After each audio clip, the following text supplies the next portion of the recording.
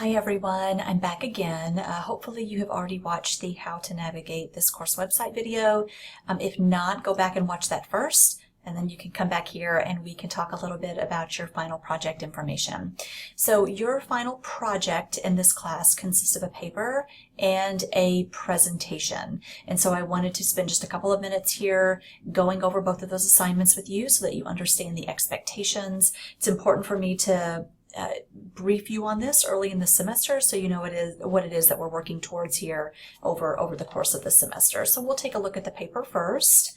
So you can click on this link, and here we go. I think it cuts off the very top, which is just the fact that it's your final paper.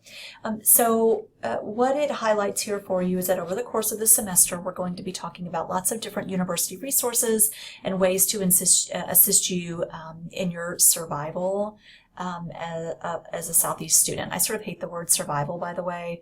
I feel like that's like the bare minimum. I really want you guys to thrive and to do well here. We want you to engage in the process of conducting research. We're going to talk a lot about that over the course of the semester. Is it making sure that you understand how to start the process of conducting good academic research. This is not an effort where we go to Google and see what we can find. We're going to be looking much deeper than that. And I want you to spend time learning how to connect and incorporate various ideas and concepts. So we're going to do all of those things in this particular paper.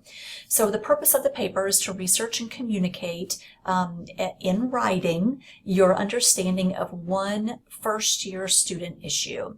Okay, and your paper needs to include the following. So you need to have an introduction. I don't know about you, but whenever I write papers, sometimes I struggle to write an introduction. Sometimes it's easier for me to go start working on the body of the paper, and then at the end go put in the introduction. You're more than welcome to do that. I have no idea what order you wrote things in, but you might want to try that if that's something that you struggle with. But what you need to do is to really set up your paper. Tell me what it is you're going to be talking about. What is your thesis? What is the point of the paper? And make sure that that's good and interesting and engaging.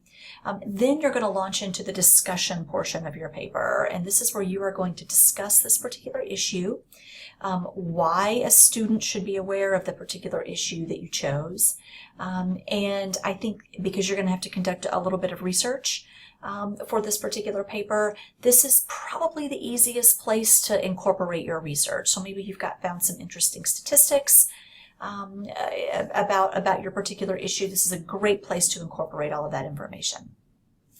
You are then going to articulate a personal plan for success as it relates to your chosen issue. This is really important. I want you to think about this whenever you are choosing your particular issue, because if it's not something where maybe it's something that you've already got figured out, like you don't really feel like you need a plan, maybe don't choose that issue. Find something that maybe you could use a little bit of work on, and that's obviously going to help you sort of grow and learn anyway. So you are going to have to articulate a personal plan for success as to how it relates to this issue, and we're looking for good specific information here.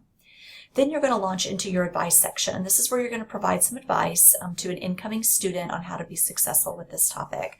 We're going to look down at the rubric here in a minute, but I will tell you, what I'm looking for here are several specific, well thought out examples. This isn't something where you say, well, my issue is time management, and people just, my advice is like to figure out how to manage your time.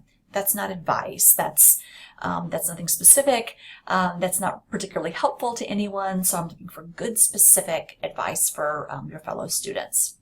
And then finally, you are going to need to have a conclusion for your paper. This is where you're going to nicely wrap everything up, tie everything up with a pretty bow, briefly summarize the content and the purpose of your paper. So what I have done is I have pre-selected student issues for you to choose from. So you must choose one of these issues. If you would like to focus on something else, you need to get approval from me. And there's a couple of reasons for doing that. Every once in a while, I have a student who sort of misses the point of the paper and wants to write about riding motorcycles. It's great. I'm sure they make a great paper. It's not what we're doing here. And so I want to make sure that you're focusing on a student issue. The other thing is that sometimes a student will come to me and say, I want to focus on this. And it's a student issue, but it's really specific. And so it gives me an opportunity to go do a really kind of quick source search where I could see if you're going to have any luck finding good resources for this.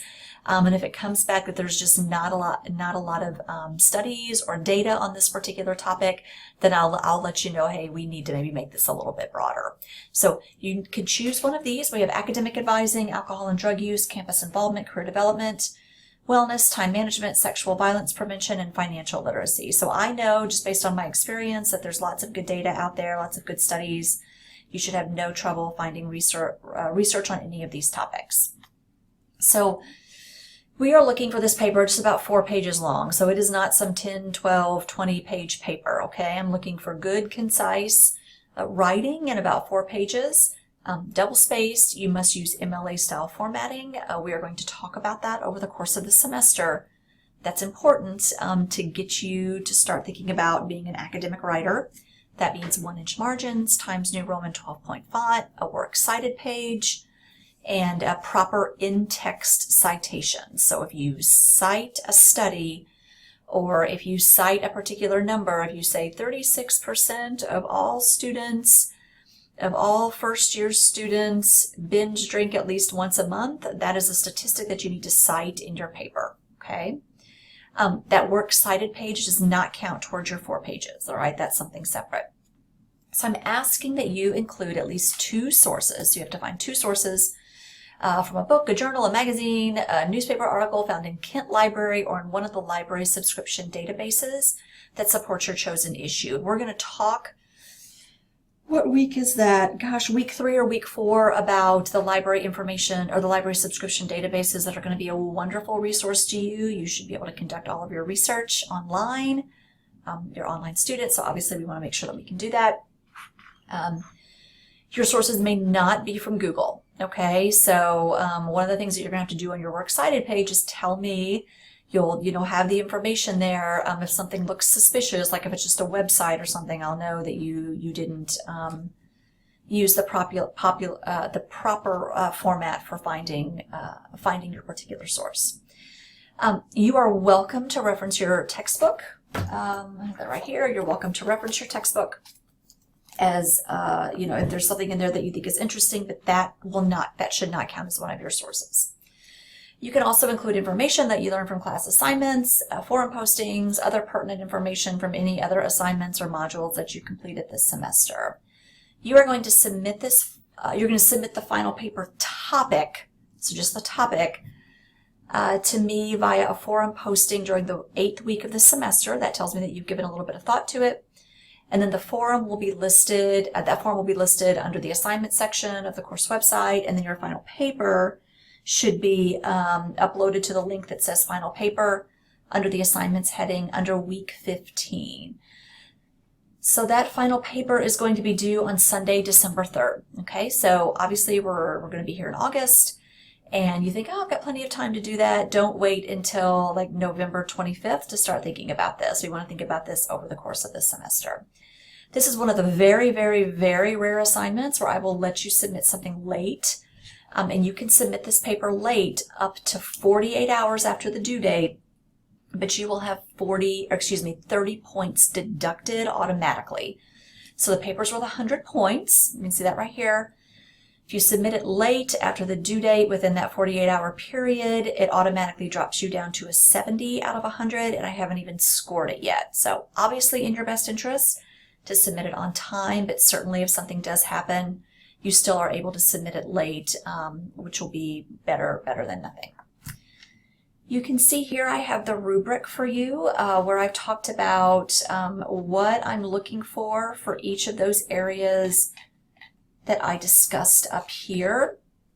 I've also included information on the cohesiveness of the paper, the spelling and grammar, the sources, and then you probably can't see this down here, but it's the MLA formatting, so make sure that you're doing that correct.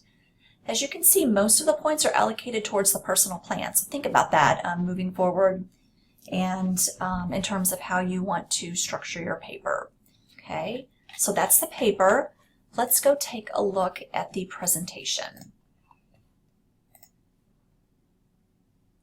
All right, there we go. So the purpose of the presentation is for you to demonstrate your oral communication skills, which is one of the course objectives, for your instructor and your classmates, and to summarize your research from this paper that you just wrote. So the presentation, also worth 100 points, and the rubric is on the next page. You probably saw me scroll to that really quick. The presentations are also going to be due by Sunday, December 3rd. And because your uploads are time-stamped, I can view late submissions. This sort of has the same policy as the paper. It's due by 11:55 p.m. on Sunday. Anything late in that 48 hours afterwards, I'll take a look at, but you will have 30 points automatically deducted. No exceptions to that policy. So what I'm asking you to do is to prepare a 3 to 4 minute presentation where you are going to share information from your research paper. Your video should not exceed 4 minutes. I will not grade past the 4-minute mark. Historically, I have said this, where I've said, 3 to 4 minutes, and I've had students literally submit 15 to 20-minute presentations. I just don't have time to score all of those. And so let's keep it under 4 minutes. So the presentation should include the following. This is basically the same information from your paper. You need to set up an introduction. You need to discuss it, talk about your personal plan, provide your advice, and have a conclusion. You should not read directly from your research paper. I will read your research papers first, and then I will go and score your presentations. And so what I want you to think about is, were there things, maybe there was a story that you wanted to tell in your paper but didn't really have enough room to do that? Tell the story in the presentation. Think about how, I know you've got your paper, just think about that as an outline, and how you can go about sharing this information in an engaging presentation where you're not just reading off of a sheet of paper, okay? So be sure to think about that. The presentation should be considered formal. Do please wear proper attire. That will be factored in when calculating your grade on the presentation. Please don't wear workout attire or grubby t-shirts or hats. I want to be able to see your face. Also, don't chew gum when delivering your presentation.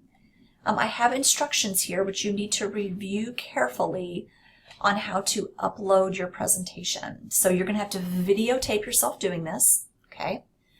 I would suggest you use a webcam, or you can always use a tablet or a phone. If you've got your phone, you're welcome to do that.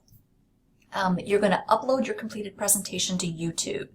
So you're going to have to create an account. It's free to do that if you don't already have one. When you've uploaded your presentation, you can set it as unlisted, so the person has to have the link in order to see it. It's just not available to the public. Do not set it to private, or nobody will be able to see it, okay? If you set it to private and I don't catch it before the due date, if I have you resubmit it, you could get the 30 points taken off. So it's really important to pay attention to the instructions. Once your video is uploaded, you can click in YouTube, you click the share option, you copy the link, and just paste it right into the forum posting. If you have never uploaded a video to YouTube before, you need to practice this beforehand. I'm amazed at how many students will wait until just a few minutes before the due date to go out onto YouTube for the first time. Do not do that. You're really going to find yourself in a bind, and you'll be, you'll have lots of points taken off. You are welcome and encouraged, obviously, to view all of your classmates' presentations. Feel free to comment and offer any constructive criticism. I'm going to give you your presentation score through the forum posting, so that will show up in your gradebook. But I'm also going to email you a rubric that will have my comments on there. And you can expect to receive your emailed rubric no later than December 11th. This is the form that I will have pull up. I have 2 monitors here in my office. I will have your presentation on one, I will have this rubric on the other, and I fill it out as I go along and watch your presentation. That's what I'll be emailing to you. Sort of the same as your paper. Make sure that you go through and carefully review how many points are allocated to each item, what it is I'm looking for, so that you can make sure that you get a good grade on this. As always, if you have any questions about this stuff, don't hesitate to let me know, but do make sure that you review this information early here in the semester. Sorry this was such a long video. Have a good one, and I'll see you here in a few minutes for the next video. Bye.